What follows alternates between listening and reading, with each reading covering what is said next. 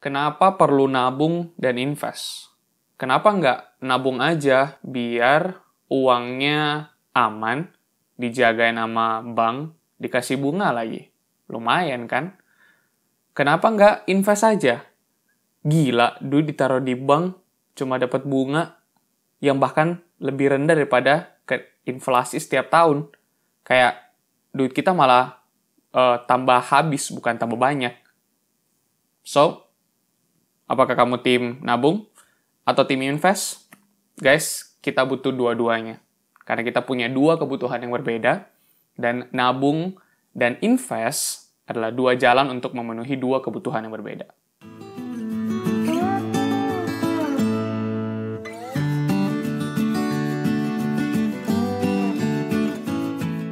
Ada dua kebutuhan apa aja?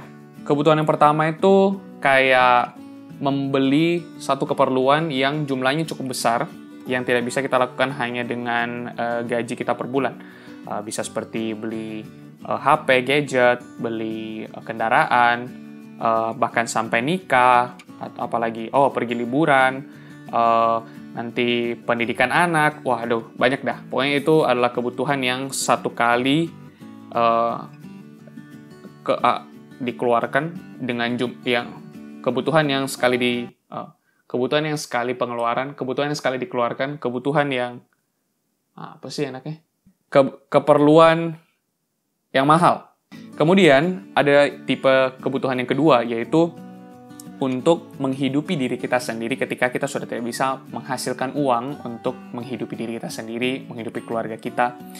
Nah, yang keperluan pertama itu bisa dipenuhi dengan menabung.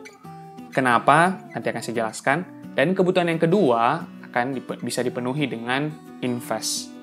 Nah, untuk bisa mengerti kenapa nabung cocok untuk kebutuhan pertama dan invest cocok untuk kebutuhan kedua, kita coba lihat dari ciri-ciri dan keuntungan dari nabung dan invest itu sendiri. Nah, kalau dinabungkan itu enaknya uang kita bisa taruh di bank dengan jumlah nilai yang sama. Jadi, uang itu tidak akan naik dan tidak akan turun. Jadi, berapa banyak yang kita tabung, ya uangnya ada segitu.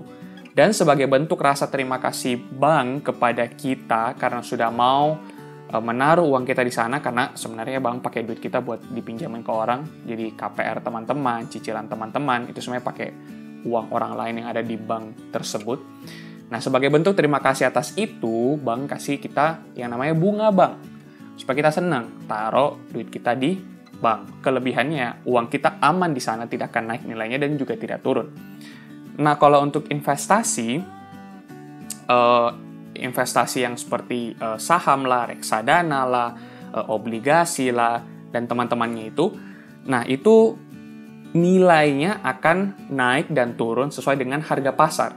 Dan karena resiko inilah, makanya satu perusahaan atau negara akan memberikan kita bentuk rasa terima kasih yang lebih besar daripada bunga yang dikasih oleh si bank.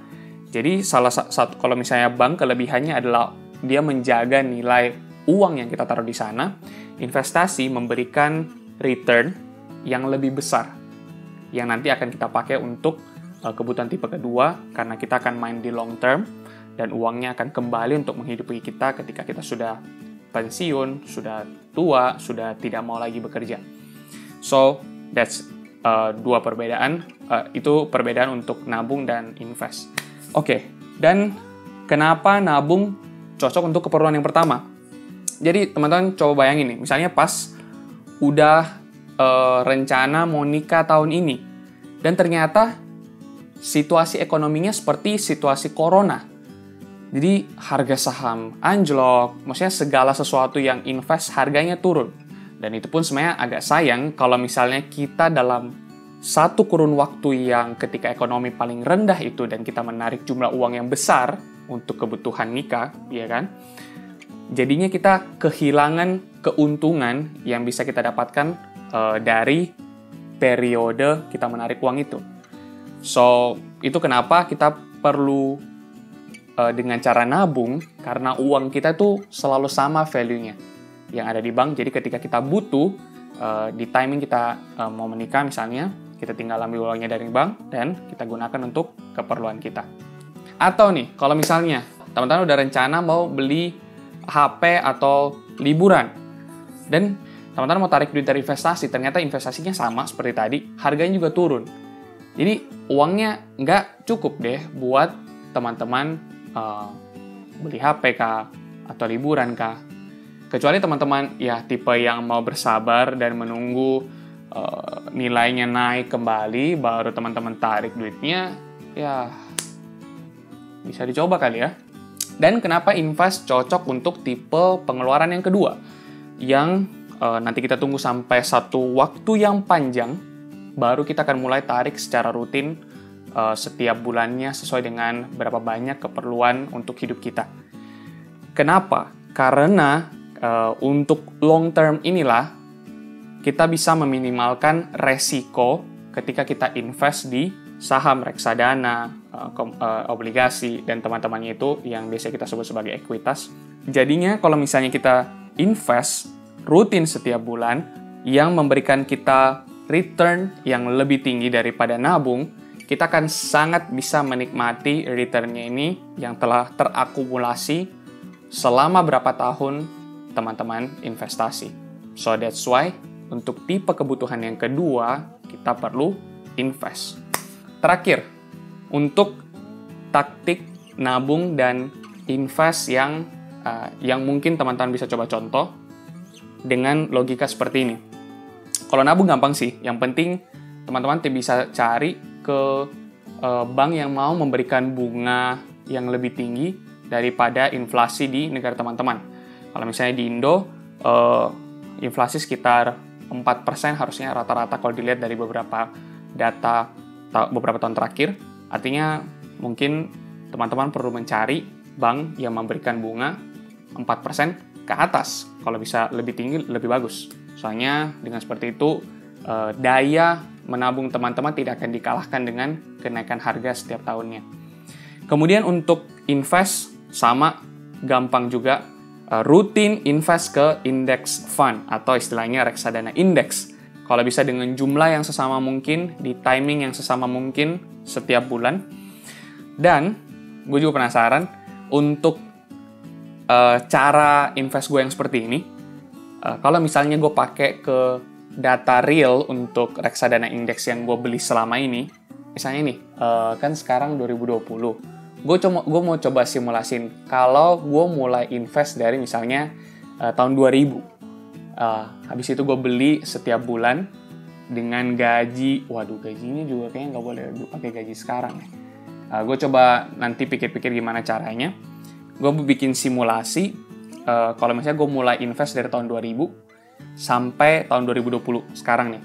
Kira-kira berapa jumlah investasi gue di tahun 2020? Dan kira-kira berapa lama gue bisa bertahan hidup dari jumlah investasi ini.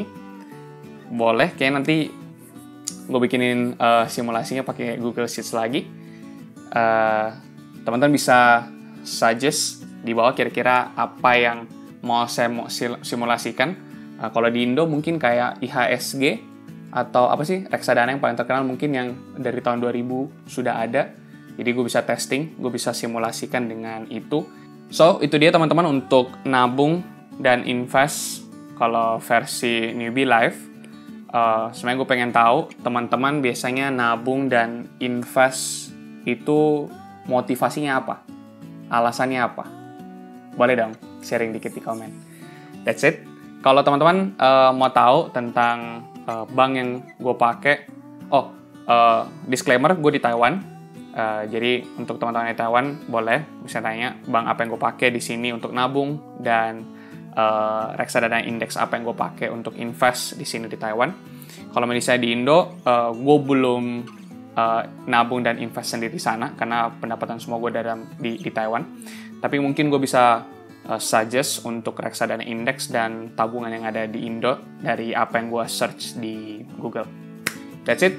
Kalau misalnya ada pertanyaan bisa yang lebih private, teman-teman bisa langsung DM ke Instagram @newbielife. Dan kalau misalnya teman-teman baru di sini dan belum subscribe sekarang juga, tinggal klik di sini. Teman-teman bisa nonton video tentang menabung di sini dan video tentang invest di sini untuk cara nabung dan cara invest di BeLive. Sampai ketemu di video berikutnya. Bye-bye.